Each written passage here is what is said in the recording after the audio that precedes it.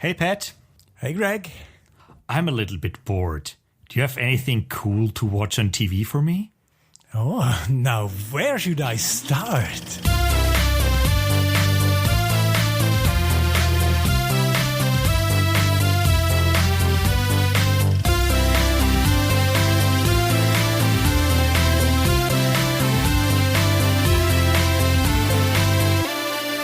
Welcome to Passion of the Geeks, the show in which two friends and fellow geeks talk about geek and pop culture and everything else they enjoy. I'm Greg. And I am Pat. And let's get on with the show. Hello, Pat. Episode 9. I'm really excited, as always. As usual, yes. So am I. Today we're going to talk about TV, but before we do that, let's start today's episode with some follow-up. You have some follow-up for us, don't you? Yeah, I do. A couple of episodes ago, I was talking about Star Trek Lower Decks, and I told you that I am a little bit concerned about the show, and you kind of explained what you think, what they are thinking. And so with great interest, I watched the first episode. And? Did you manage to watch it yet? Well, even though I'm on holiday, for some reason it just wasn't on my radar. And yeah, I didn't know where to watch it, to be honest. So yeah, what was your opinion about it? Well, actually, I was concerned that I didn't understand who the target audience is. And I confess, I'm still a little bit confused about the target audience. But I watched it, and it's a short half-hour episode, so it's very watchable. And actually, it wasn't that bad. Well, I'm not a huge fan of that jerky animation style they use, but the backgrounds are really nice, and they are, well, very, very Trekky. They really have the right proportions and everything. The shuttles look correctly and everything. It feels as if the creators actually put a lot of heart into it and a lot of Star Trek love. And it's just that contrast with the sort of stupid jokes that fall more into the Rick and Morty territory. I think it clashes a bit.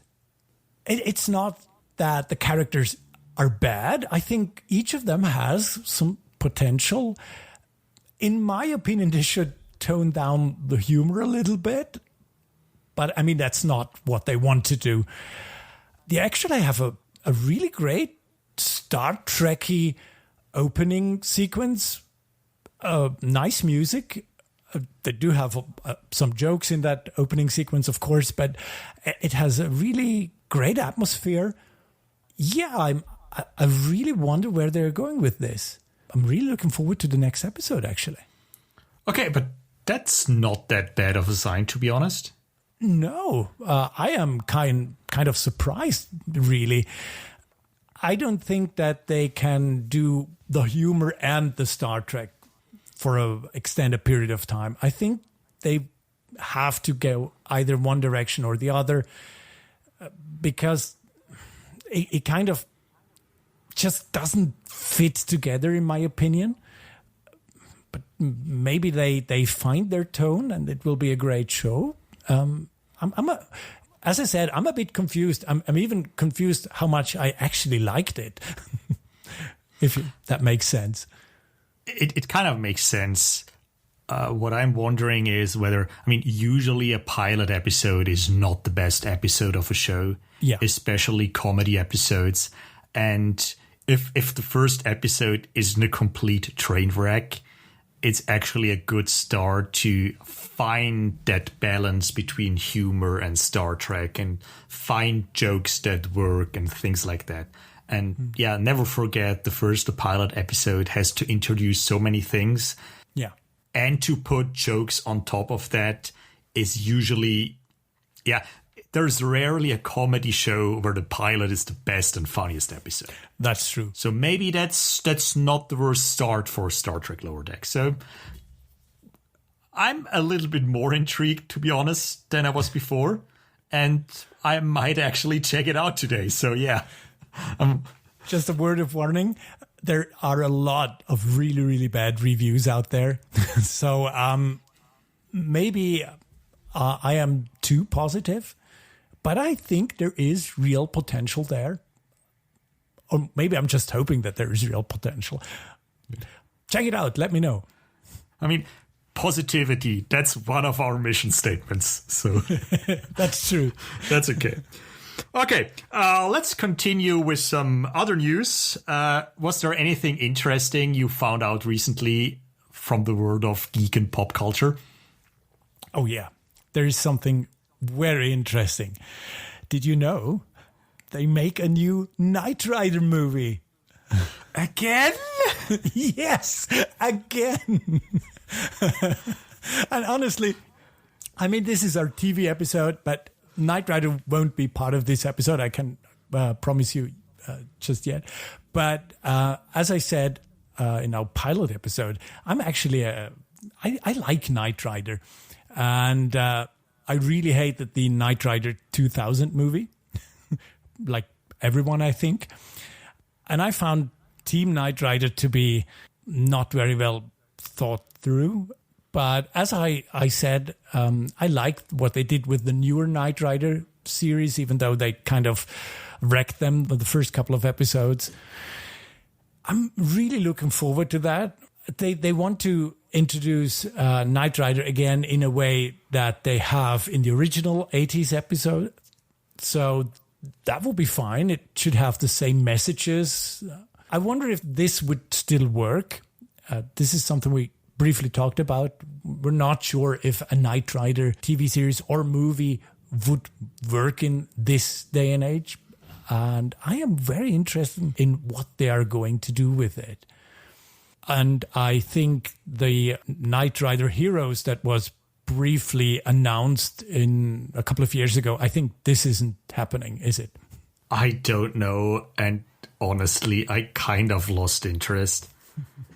And I'm really glad that you're excited about this. And just a couple of minutes ago, I talked about positivity.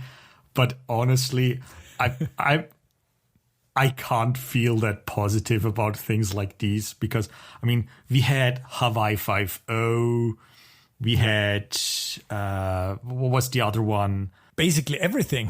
They did a Baywatch movie. I think currently they're developing a revival of Kung Fu, Walker, Texas Ranger, and things like that. And I'm just because you have a name that some people recognize from the 80s, doesn't mean that you should just do that thing again, just with modern technology. I mean, Knight Rider was a perfectly fine show in the 80s. Still watchable. And honestly, since then, it has never really worked as it did in the beginning. Yeah. And I mean, it's pretty much the same for all these properties. I mean, there's rarely one that actually succeeds. And those who succeed, they usually don't take themselves too seriously. And I'm not sure if Knight Rider works. Yeah, it's not 21 Jump Street. Yeah, I mean, that one worked. And, I mean, for example, there is this... MacGyver had a revival as well, or still has a revival as well. So that one is stupid as well. And but there is MacGruber, which I actually think is quite fun.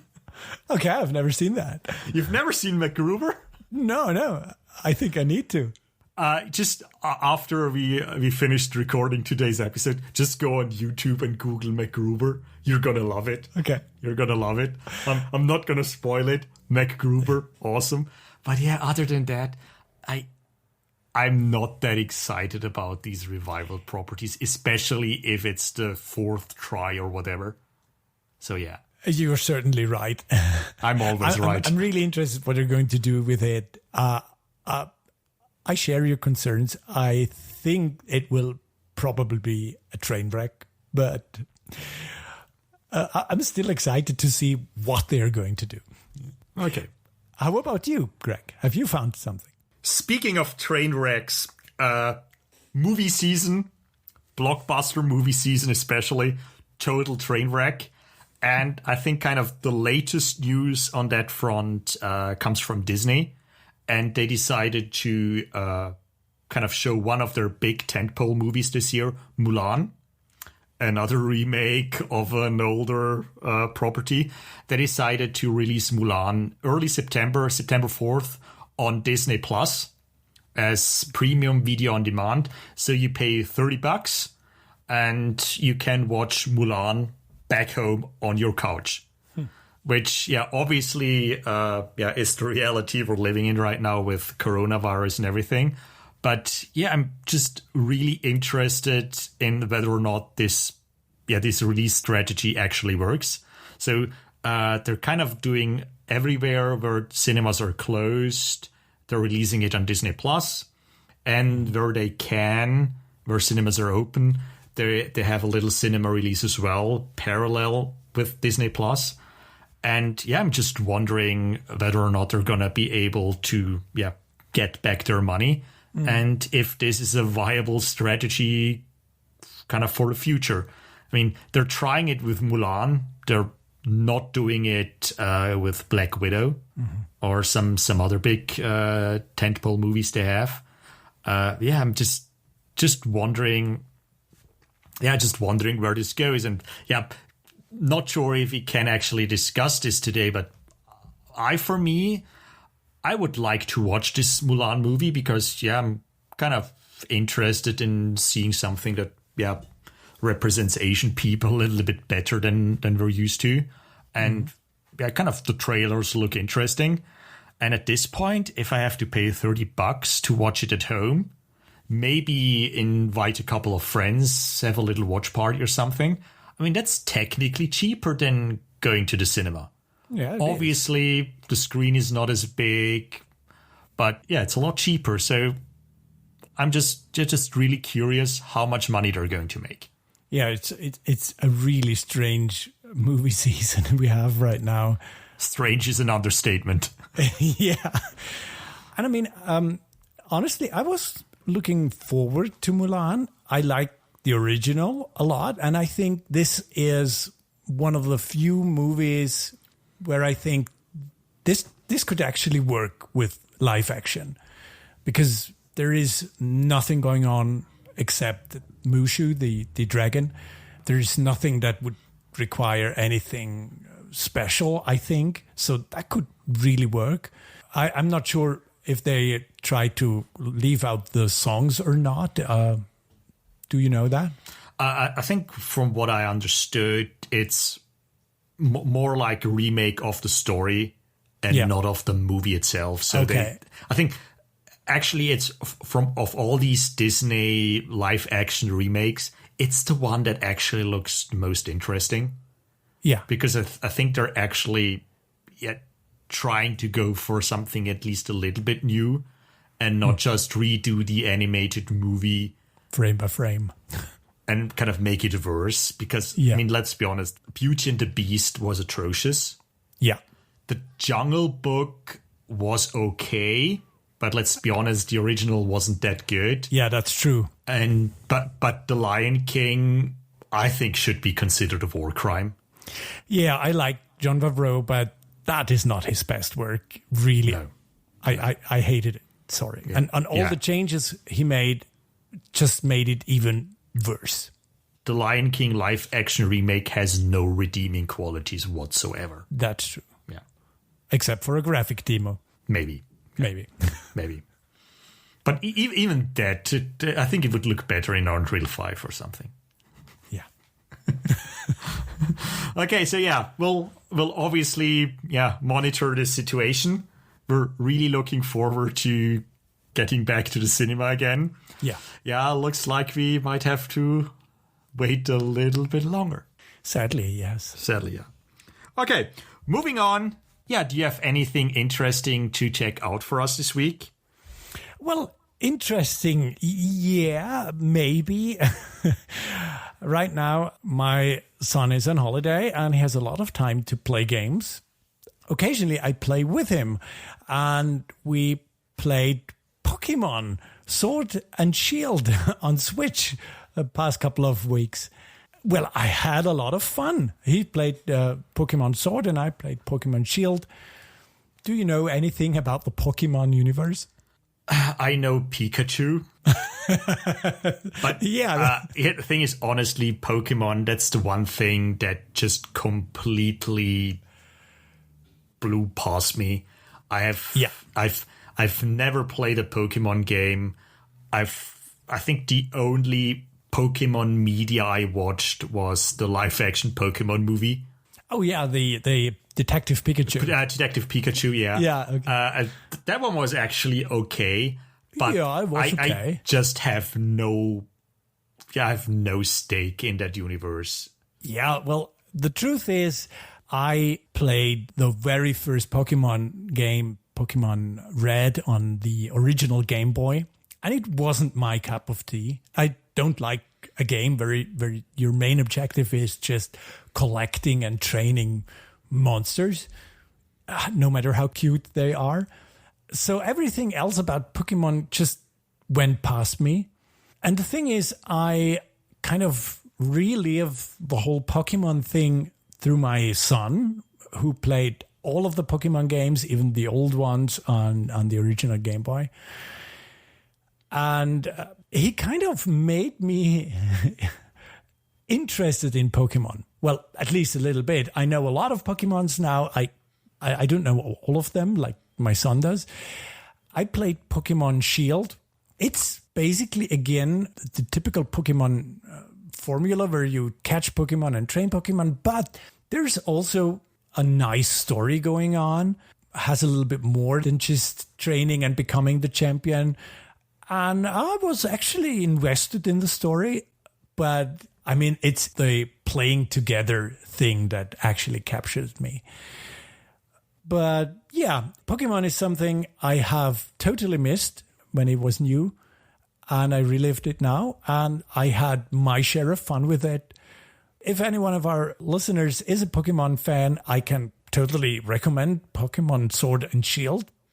But I mean, you're not missing anything. I mean, I think from what you're describing, or kind of the thing that you enjoy about it is that you can play it with your son. Yeah. And obviously you can't play The Last of Us 2 with your son, but you can play Pokemon with him. And yeah, I think if something a son and his dad can share together, or a dad and his daughter, or mother and daughter, or whatever, I think that's kind of a cool thing worth checking out if you're in that situation. So yeah. What about you? Do you have something to check out? Yeah, but mine is definitely not for kids. I started listening to the Sandman radio play on Audible. Mm-hmm. So Sandman, the comic book series written by Neil Gaiman, was adapted as an audiobook, or a radio play, to be more precise, for Audible. And I started listening. I'm about halfway through. So from what I understand, it's adapting about the first 20 issues of Neil Gaiman's Sandman run. And so far, I really, really like it. Mm-hmm. I'm listening to it while I'll either cycle my bike, or when I'm going to go for a walk or for a run or something. And James McAvoy voices Morpheus, the Lord of Dreams. Oh, cool. And yeah, kind of the voice cast is really good. Neil Gaiman himself plays the narrator. Cool. And mostly what it did to me is, every time I get back home from one of my walks or cycles or whatever, I go back to the comic books and look at the pictures of the episodes or the issues I just listened to. Because I say, yeah, I remember this. Oh, this was such a cool moment, and so on. So it's just a celebration of how cool Sandman is. And yeah, if you've never read Sandman, or if you don't know anything about Sandman, I think it's a cool way to get into it. But I think afterwards, or before that, you should definitely read the comic books as well. Sandman by Neil Gaiman on Audible. Highly recommended. Well, that sounds really awesome. I'm a fan of radio plays or audio dramas, or however you want to call it. And I haven't heard of that Sandman audiobook or radio play. And I'm really, really interested because, it sounds just up my alley. And I've read the Sandman comics a couple of years ago, and I think they're great. So sign me up. Yeah, I highly recommend it. Highly recommend it, yeah. Okay, so moving on to our story of the week. And as we mentioned in the beginning, or as I mentioned in the beginning, today we're going to talk a little bit about some TV shows. So one of the mission statements of Passion of the Geeks is to share our love for all things pop and geek culture. And we decided to do an episode where we list 5 TV shows each that we think are worth revisiting. So our unsorted lists, definitely not something to be considered our favorite TV shows ever or the best TV shows ever. But we just decided to talk a little bit about some TV shows that we think people should check out, either give a first chance or maybe give a second chance to, and just, TV versus revisiting. Yeah. Some of these shows are a little bit older, some are a little bit newer, some are a little bit more popular or kind of more ingrained in popular culture than others. But I think we kind of came up with a pretty good mix of cool TV shows to get people through some boring weekends or whatever. Yes. So we deliberately excluded all big TV properties that we're going to do full episodes on. So if you're wondering why there's no Star Trek, Buffy, Doctor Who, or Farscape, or all these things on there, don't worry. We're going to do full episodes about these properties. Exactly. But today's just kind of, random TV worth revisiting. So, Pat, do you want to start us off with your first item, with the first show?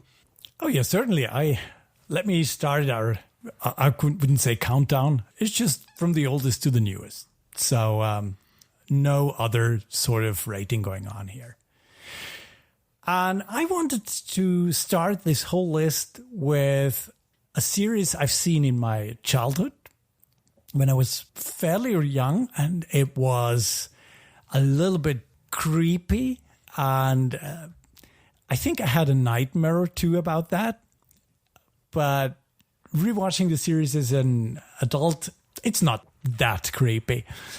And that show is The Tripods. It's produced by BBC and was running from 1984 to 1985. Had 2 seasons, or series as the English call it. It's based on a series of books by John Christopher, and it's about aliens that have invaded Earth, and they are kind of walking around in these huge 3-legged walking machines. They snatch up the humans and put some sort of chip on their head so that they are no longer inventive and they're just calm like cattle. They think that it's a great honor to be capped, as they call it. And the series follows a boy named Will who actually does not want to get capped and runs away from home with his friend. And they hear at one point that in the White Mountains, there is a safe haven where humans can live in freedom, and they want to get there. So it's basically sort of a road movie where 2 teenagers have to get from England to Mont Blanc, the Alpine mountain. In France, there's another youth joining them. And it's a typical BBC science fiction series, a little bit like The Hitchhiker's Guide to the Galaxy. I mean, the series, not the movie, of course, with that distinct British BBC style that is really hard to explain. But it also feels a little bit like the earlier Doctors in Doctor Who. It's really suspenseful, in parts really, really creepy. Something that I really loved as a child, and I still think it's really watchable. Have you seen it, Greg? I remember it vaguely from my childhood. I'm not sure if I watched everything, but I have some of the images, and I read at least the first book in the series. I read that. And yeah, I've kind of the memories I have of it are kind of similar to yours. I found it really scary, but suspenseful.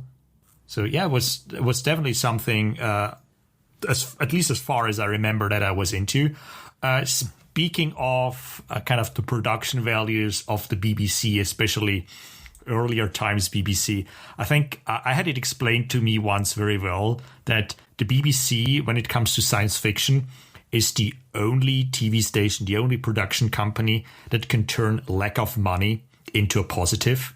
Yeah. And I think it in earlier Doctor Who episodes or things like Red Dwarf or whatever, it's just they used the lack of proper effects or the lack of money, the lack of production values, they used in such an intelligent way that they actually made the shows more special.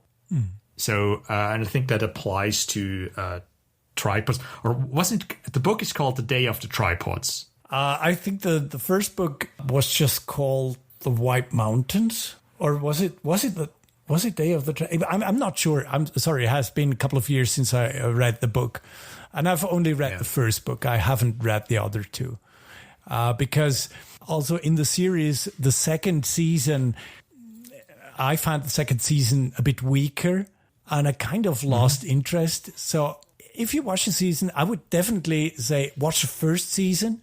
If you're really interested, go on. But the first season is really, really great. Okay. I might have to check that out again. Yeah. So, what is your first TV series? Well, I'm just gonna go wild here. I haven't sorted this at all. It's just, in the order they came to me. First show I want to talk about today is The West Wing, created by Aaron Sorkin. It ran from 1999 to 2006.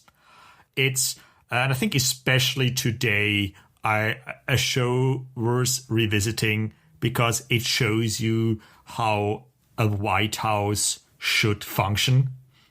And this is saying a lot because here we have a White House that's part of a drama series, and it does not feel as TV as the current White House does.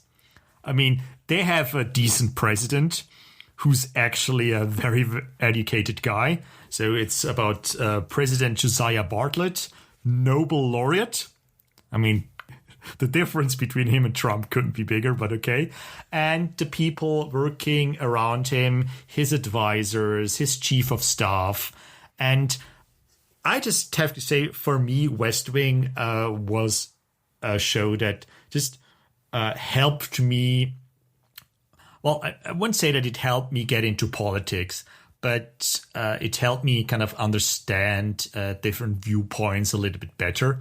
And obviously, the West Wing, some critics dubbed it the left wing because, it was a democratic administration and most of the characters were rather left-leaning and still are today, kind of in real life, the actors. But it was just, a really cool show.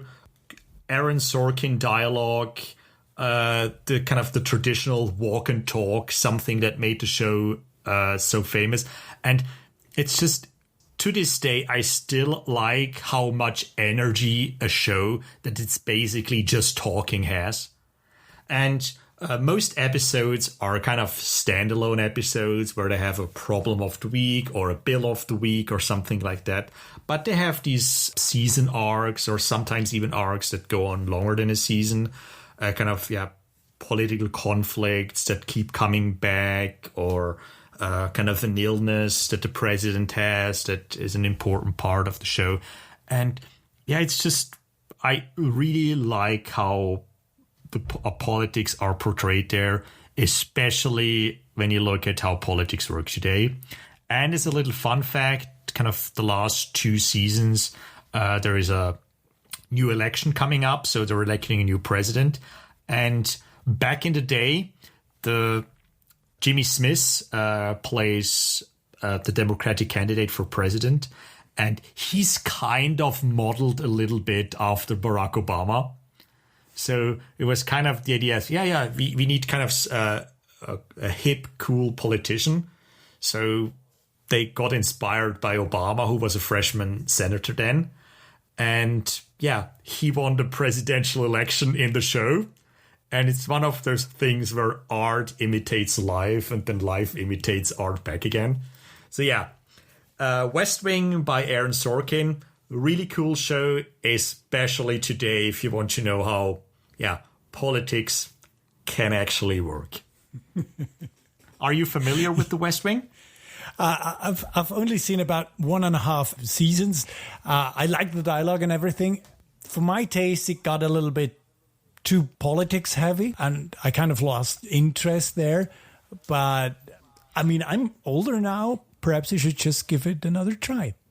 I mean, if you want to get into it, I maybe give you a list of just a couple of episodes to watch first, kind of to get into the vibe of it before you watch everything else. Because I think there are some episodes that are just really, really good and not too heavy on the politics. That would be a great idea. West Wing, worth revisiting. What's your second show that you're recommending today? Yeah, my second one. I love a good whodunit, a good murder mystery. And there are a couple of TV series I like a lot that have that as a premise, even newer ones. I love Castle, for example. But I want to go back to one a little bit older series that I love so much and still to this day. And that is Murder, She Wrote. Now, Murder, She Wrote started in 1984 and ran all the way until 1996. So it had a good run, and I think it had a couple of TV movies as well.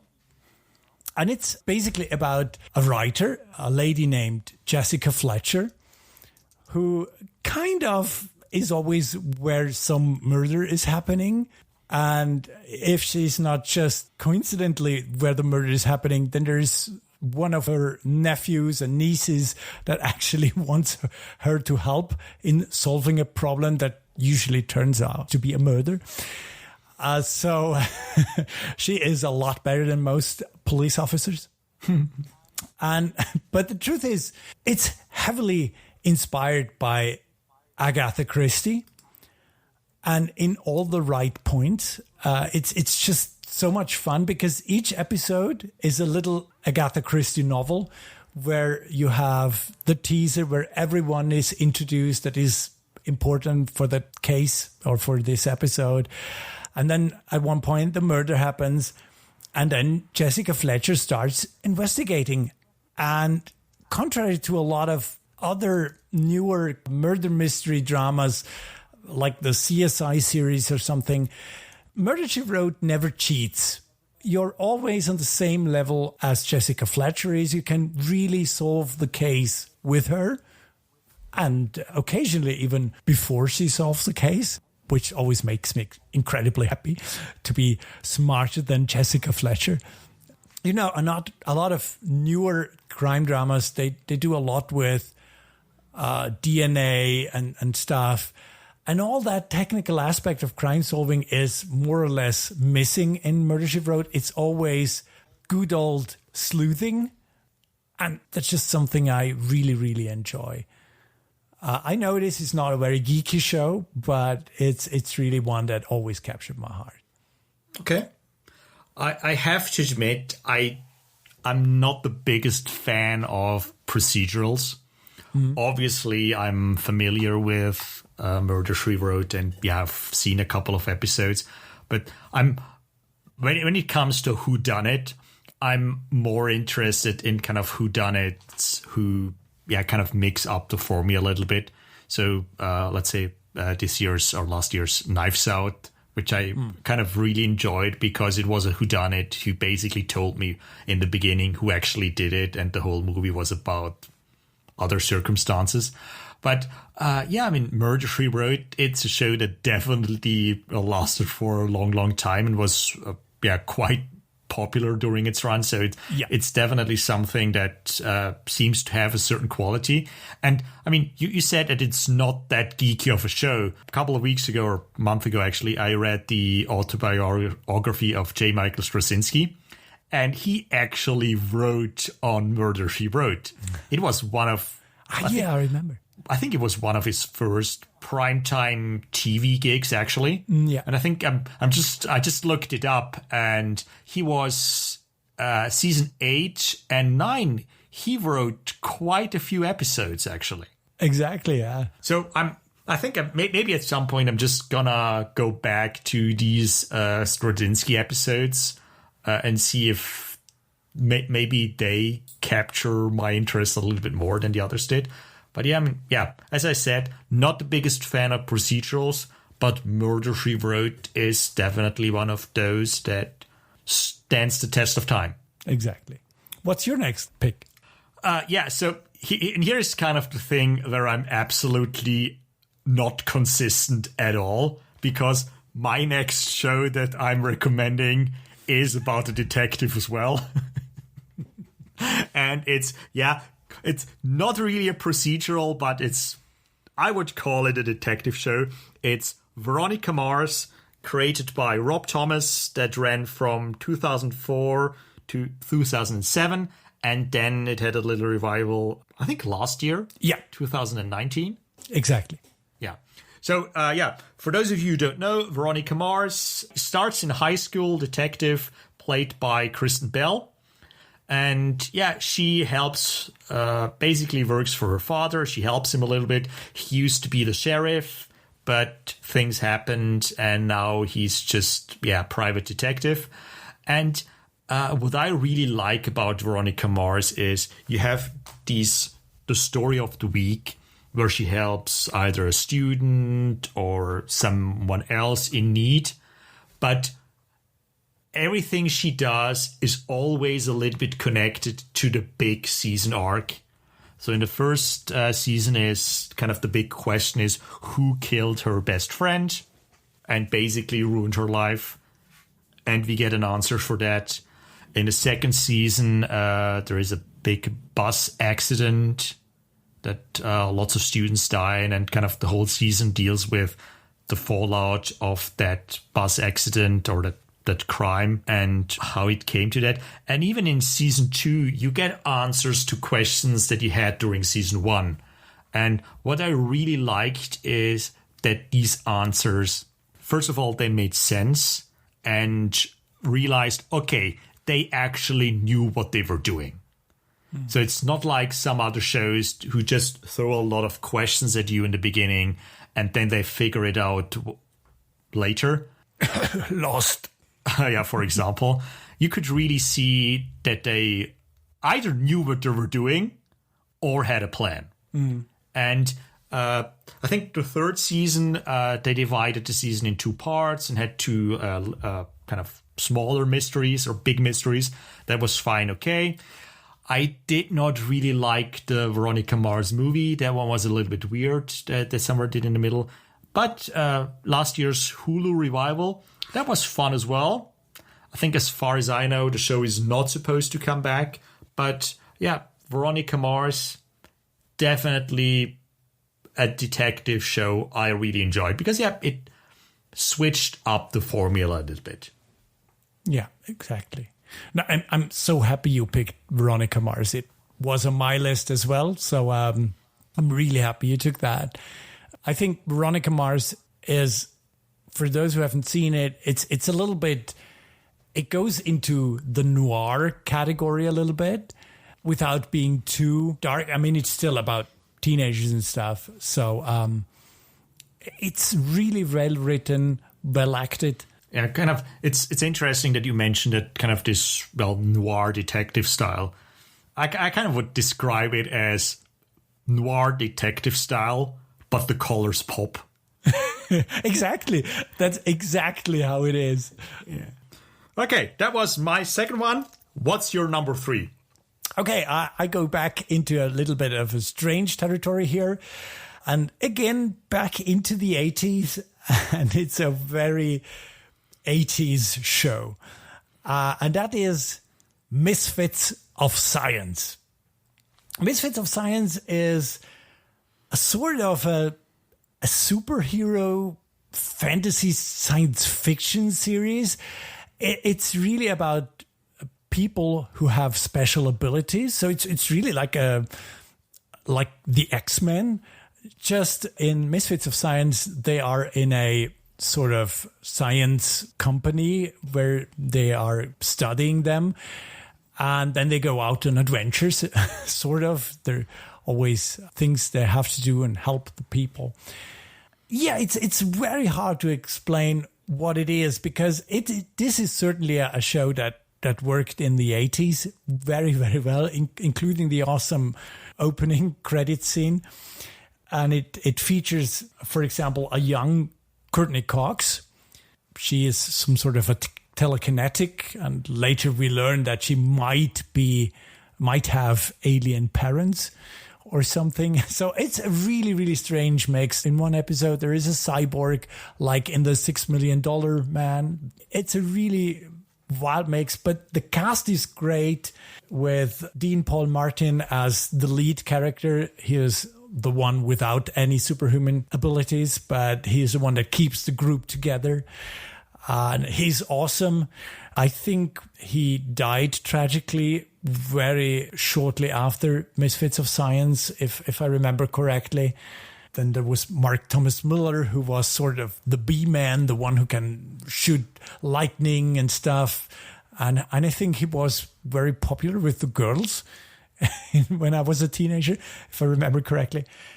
So yeah, it's really like X-Men, just not with a school, but with a company headed by Max Wright, the guy who played the father in Alf. So it's a really strange show. I love it. There's just one season, 13 episodes. That's all there is. The ratings apparently plummet. They were abysmal, yeah. Yeah. But I loved it. And I still enjoy it immensely when I rewatch it. Have you watched it, Graham? I've watched it as a kid as well, and I remember liking it a lot. I revisited it recently, and it's still good fun. Yeah. It kind of reminds me a little bit. It has a little bit, X-Men meets the A-Team. Ah, yeah. If I remember it correctly, one of the guys can shrink. Yes. And they have, don't they have one who's basically on ice? Yeah, but he's only in the pilot episode. Is he only in the pilot? Okay. I think I just remember pilot. And yeah, but I think it was good fun. 80s storytelling. But yeah, I mean, I think it is definitely, worth revisiting. Especially if you like things like, X-Men meets the A-Team. That doesn't take itself too serious.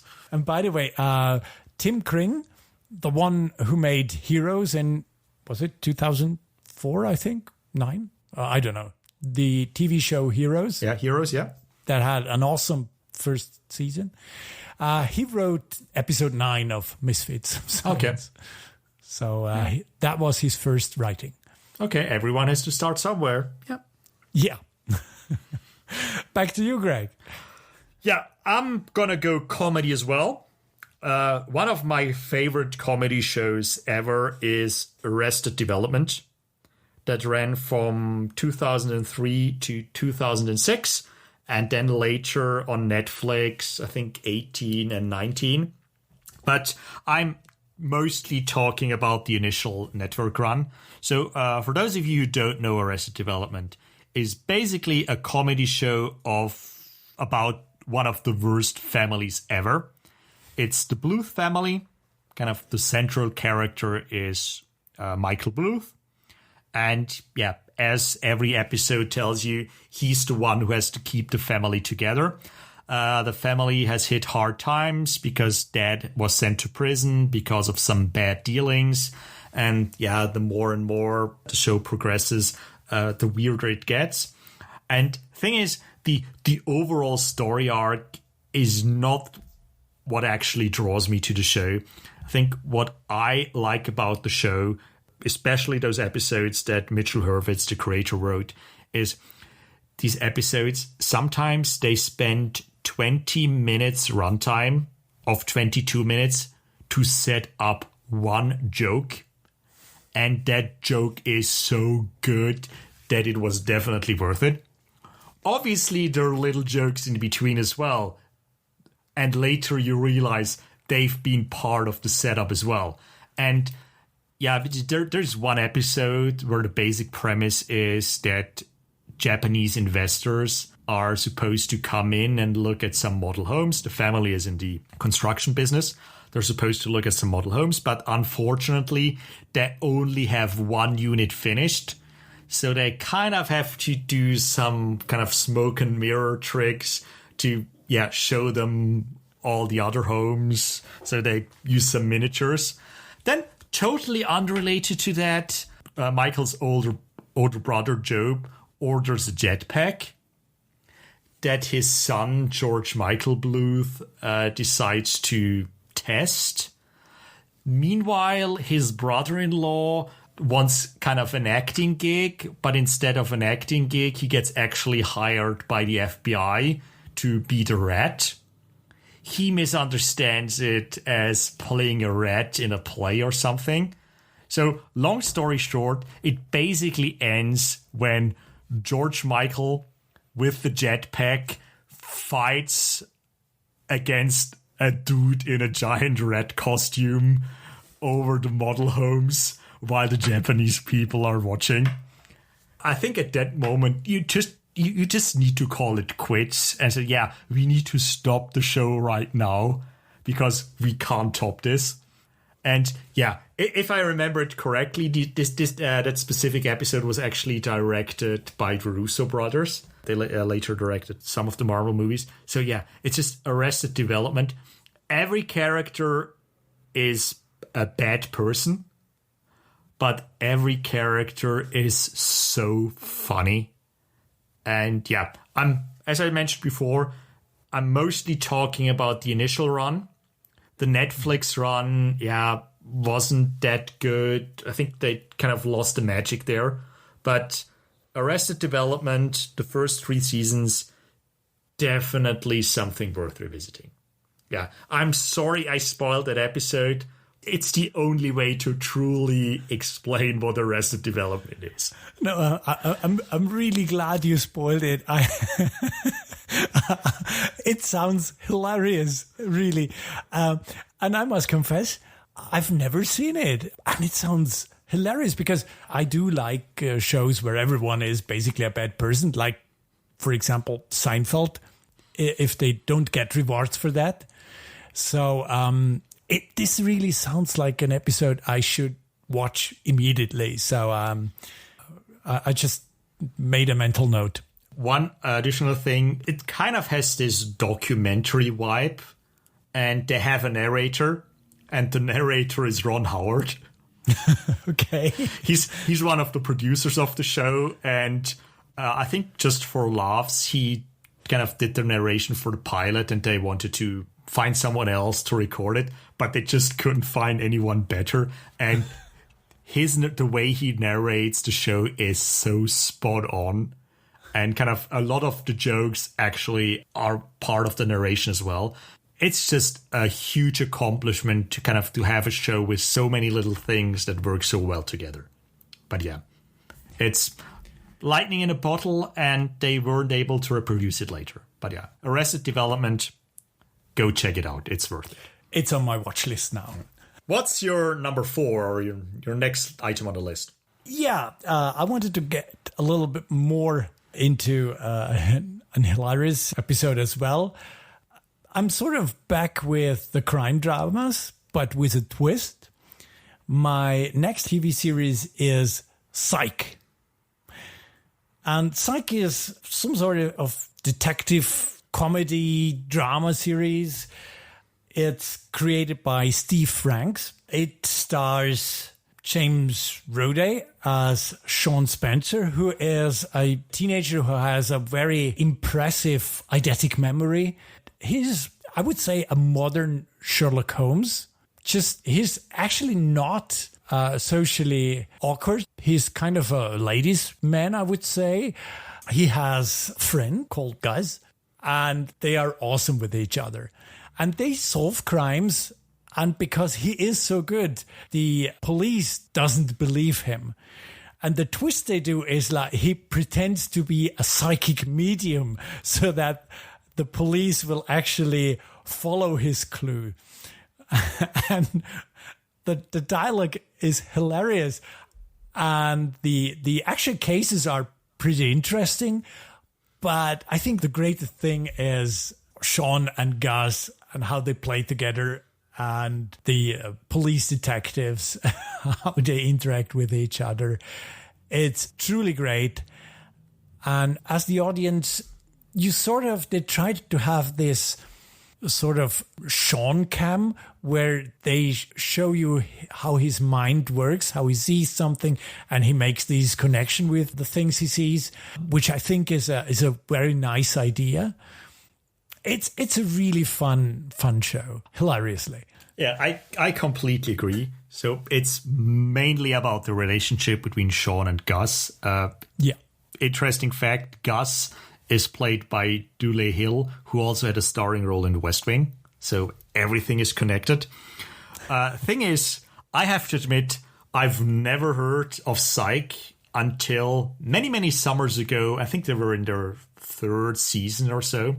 And I was at Comic-Con, Ballroom 20, and we actually didn't want to attend the Psych panel, but we got in because we wanted to watch something after that. I have no idea what it was anymore. But I remember sitting there, and then James Roday and Dule Hill, they came out and they basically made fun of each other for about an hour, and it was so fun. The kind of the whole audience went with them, and you could just see that, okay, these two guys, they're fun together, they like being together, and they connected with the audience. So basically, I made a mental note to go, I need to watch this show. And to this day, I still like it. It's kind of comfort food television. Because you just watch an episode and you're in a good mood instantly because it's just so good-hearted fun. Yeah, I agree. And I could just watch them endlessly, just going at each other. And James Roday plays it, kind of his character is kind of deliberately over the top. Yeah. And Gus has to react to that. It's so great. All the time. All the time. He kind of is the unwilling participant in most cases. Sometimes you sit in front of the TV screen and then you think, oh, poor Gus. The situations he's put into, they're just awesome. Yeah. I think it's technically a procedural, but again, it's more about the relationship between those two characters. And there's some supporting characters that are really great as well. Yeah, that's true. What's it? Timothy Omenson as kind of the straight police officer. And oh my God, he's so great. He's so great. Yeah. And also very, very poor. Poor boy. Yeah. Poor police officer. No, it's a really awesome show. It ran from 2006 till 2014, and now they're making some movies, aren't they? I think so. Yeah, I think I heard something that they're making some movies. Yeah. So I really look forward to that.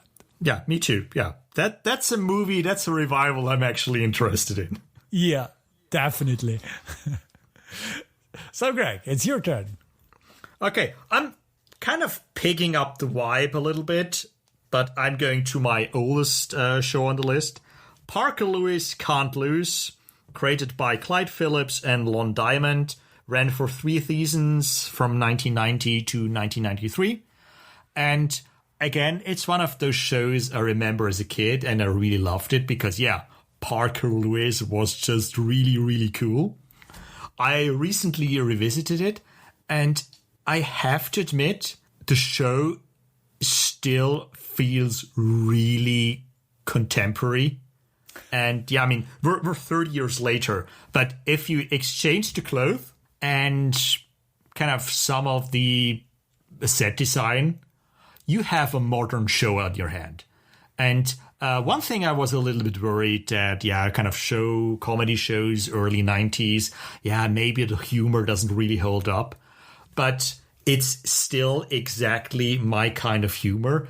And even though, Parker Lewis Can't Lose, it's centered on this high school boy, it's not sexist, or at least at the episode I revisited so far, are not racist or anything. I think they're just really funny, and most of the humor is kind of surreal. And I think that's why it still works today. And from what I read, I think the third season, the network got cold feet a little bit and adjusted some of the humor and took the edge a little bit off. And I think that was, in the end, that was the thing that killed the show, because I have to admit, it's exactly my kind of humor. And a couple of years ago, I wrote a screenplay, and I think at this point, revisiting Parker Lewis, it's basically my movie was Parker Lewis, the movie, with just some little personal things written in there. But Parker Lewis Can't Lose, one of the funniest high school comedy shows. And he's really mean to the headmaster, Miss Musso, and he's really mean to his sister. But other than that, he's a really nice guy. Yeah. Well, I'm so happy you picked Parker Lewis Can't Lose. I loved that show as a teenager. It was just my cup of tea. The characters are so great, and surreal nails it. It's a very, very surreal show. Has a lot of sort of fantasy elements in there that wouldn't fit anywhere else, but within the show, it just works. And you're, of course. It's like this. They have their secret hideout that they get through a locker in the hallway. and synchronized swatches. Jerry with his coat that can do almost anything. It's really a lot of fun. And it has great running gags. In the opening credits, they always open something so that the light goes on and they see faces and stuff. I really should rewatch it. I haven't watched it for years. Now I'm in the mood.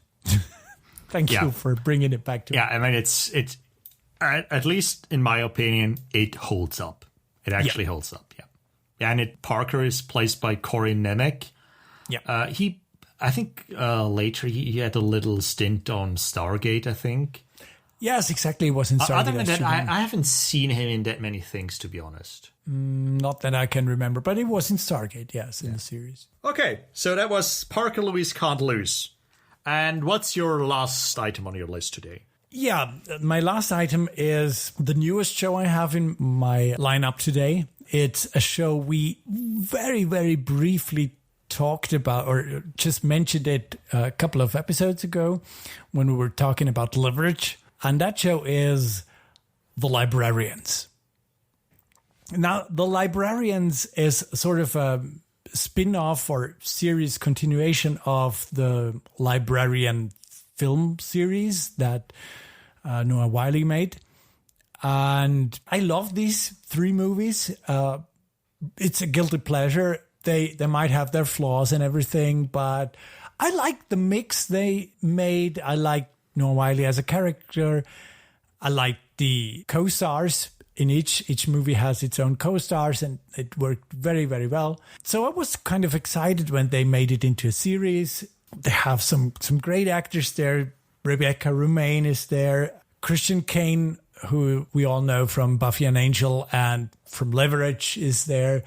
It had a couple of people that I already liked. And it's just a lot of fun. Each episode is a little plot about something that happens that has to do with either some stories or some mystical items. Yeah, I mean, there are better and worse episodes, but in general, I really like the show. I enjoyed it a lot. Have you watched it? Yeah, I liked The Librarians as well. And kind of for me, I really enjoyed the idea of the premise that they have this. It's the New York Public Library, and they have a kind of a basement, and their job is to find these artifacts and kind of these items that are more legendary than history. And it's just a really cool premise to basically do kind of it's kind of Indiana Jones, the TV show. Mm-hmm. Yeah. And especially the librarian movies. I mean, they were basically Indiana Jones. Flynn just wasn't as cool as Indy. Kind of that was the whole thing there. And it's just a really cool premise. And kind of, having rewatched a few episodes, I think Christian Kane should be in so many more things. Yeah, he's awesome. he's really good. He's really good. And I've also recently watched a couple of episodes of Leverage, and he's really good in that as well. And just for him alone, I should rewatch The Librarians. One thing though, it's technically Librarians is on Amazon Prime. Okay. But unfortunately, for some really stupid reason, they only have a German audio track. What? It makes no sense at all. No, it makes no sense. Makes no sense at all. Yeah, so I have to watch it somewhere else. But yeah, Librarians, I really enjoy the premise. And it's kind of one of those feel-good shows that kind of after a long day, you just sit down, relax, and get entertained. And sometimes that's exactly what you want. And you learn a little bit about some very, very weird history sometimes. But very weird history, and not always up to scrutiny. But it's entertainment, so yeah. I mean, it's okay to change a little bit here and there to fit the plot and stuff. The show actually had only 4 seasons. It ran from 2014 to 2018. I don't think there are any plans to make new episodes, not that I heard of. And check it out. Yeah. So, your last one, Greg. I started with a show that was mostly known for walking and talking, and I am ending a show that's mostly known for fast talking as well. I'm ending my list with Gilmore Girls. It ran from 2000 to 2007, and then it had a Netflix revival in 2016 again. But again, not so good. Created by Amy Sherman Palladino. And here's the thing. I'm not sure who writes more words in a single episode, if it's Amy Sherman Palladino or if it's Aaron Sorkin. I just know that I like both their dialogues. If you're not familiar, Gilmore Girls is about Lorelai and Rory Gilmore, mother and daughter, and their relationship, Rory growing up, going to school, to university, Lorelai getting her life in order, the relationship with her parents, boyfriends, stuff like that. But it's such a well-written show with really cool characters, fast-paced, interesting dialogue, and larger-than-life characters. It's mostly set in this New England town where every inhabitant is basically a character, and every inhabitant has, in a way, every inhabitant in that village could be the star of his or her own TV show. And that show would actually be worth watching as well. But obviously, Lorelai and Rory Gilmore are the most interesting one. And there are seasons that are a little bit stronger than others, but overall, Gilmore Girls is just a really good show that holds up, especially because, let's be honest, most of the shows we mentioned today, well, maybe not Murder, She Wrote, but all the other shows are kind of more aimed at men or guys, and most of the main characters are men as well. And I think Gilmore Girls is a really good example of a show that's mostly about women, that's really interesting for men as well.